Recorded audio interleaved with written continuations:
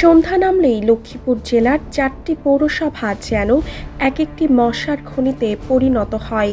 লক্ষ্মীপুর সদর, রায়পুর, রামগঞ্জ ও রামগতি সবখানেই এখন মশার একচ্ছত্র রাজত্ব। ড্রেন পরিষ্কার না করা, যত্রতত্র ময়লার স্তূপ ও মশক নিধন কার্যক্রমে চরম স্থবিরতায় অতিষ্ঠ হয়ে উঠেছেন কয়েক লাখ পৌরবাসী। একদিকে মশার অসহনীয় কামড়, অন্যদিকে ডেঙ্গু ও চিকুনগুনিয়ার ক্রমবর্ধমান আতঙ্ক, সব মিলিয়ে নাগরিক জীবন এখন ওষ্ঠাগত।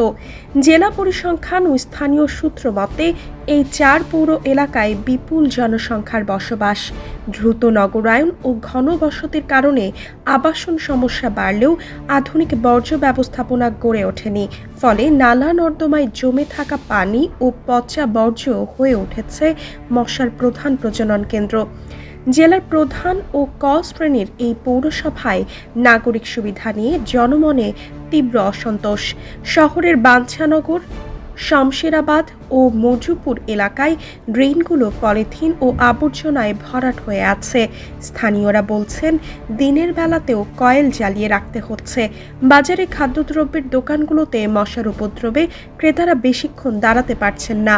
নাগরিকদের দাবি, কেবল প্রধান সড়কে ফগিং না করে অলিতে গলিতে লার্ভা ধ্বংসের ঔষধ ছিটানো জরুরি।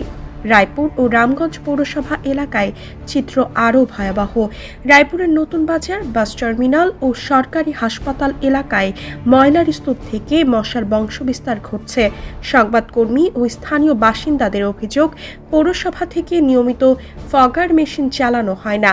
এমনকি মশক নিধনের জন্য বরাদ্দকৃত ঔষধের সঠিক ব্যবহার নিয়েও প্রশ্ন তুলেছেন শ্রমিকরা। অভিযোগ রয়েছে, ঔষধের সঠিক প্রয়োগ না হওয়ায় মশাগুলো এখন অপ্রতিরোধ্য হয়ে উঠেছে। মেঘনা উপকূলীয় রামগতি পৌরসভাতেও মশার উপদ্রব চরমে। নদীর তীরবর্তী এলাকা হওয়ায় এখানে মশার বিস্তার সহজে ঘটে।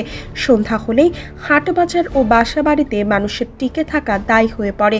জলাবদ্ধতা ও পরিষ্কার পরিচ্ছন্নতার অভাবকে মশা বাড়ার প্রধান কারণ হিসেবে চিহ্নিত করেছেন স্থানীয়রা। পৌর এলাকার মেসগুলোতে থাকা কয়েক হাজার শিক্ষার্থীর পড়ালেখা এখন মশার কয়েলের ধোঁয়ায় আচ্ছন্ন। কলেজ শিক্ষার্থীদের দাবি, প্রতিদিন বিপুল পরিমাণ টাকা কয়েল ও অ্যারোসলের পেছনে খরচ করেও পড়ার টেবিলে মনোযোগ রাখা যাচ্ছে না। জেলা সিভিল সার্জন কার্যালয় সূত্রে জানা গেছে, ঋতু পরিবর্তনের সাথে সাথে লক্ষ্মীপুরে মৌসুমি জ্বরের প্রকোপ বেড়েছে। সাধারণ জ্বর নাকি ডেঙ্গু, তা নিয়ে মানুষের মধ্যে তীব্র উদ্বেগ কাজ করছে। বিশেষ করে শিশু ও বৃদ্ধারা মশাবাহিত রোগের উচ্চ ঝুঁকিতে রয়েছেন।